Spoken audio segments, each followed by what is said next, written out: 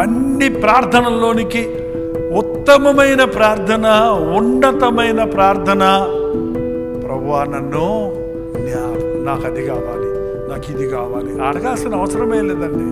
నిన్ను జ్ఞాపకం చేసుకుంటే నీకు ఆకలి ఆయనకు తెలుసు, నీ దాహం ఆయనకు తెలుసు, నీ అవసరత ఆయనకు తెలుసు, నువ్వు ఉన్న పరిస్థితి ఆయనకు తెలుసు.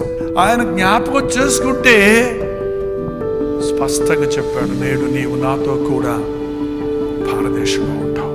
లోకంలో మనుషులు తక్కువ చేతడనో, దొంగోడనో, మోసగాడనో, అబద్ధికుడనో, వ్యభిచారనో, తాగుబోతానో మారిన తర్వాత కూడా మనుషులు మనల్ని నమ్మటం లేదండి. మారిన తర్వాత కూడా ఒకలాగా ఎక్కిలిగా చూసే వాళ్ళని చూస్తుంటాం. డోంట్ వర్రీ, పోగొట్టుకున్న హక్కును దేవుడు మనకి ఇచ్చేవాడు ఉన్నాడు. ఆయన హక్కును చేర్చుకున్నాం.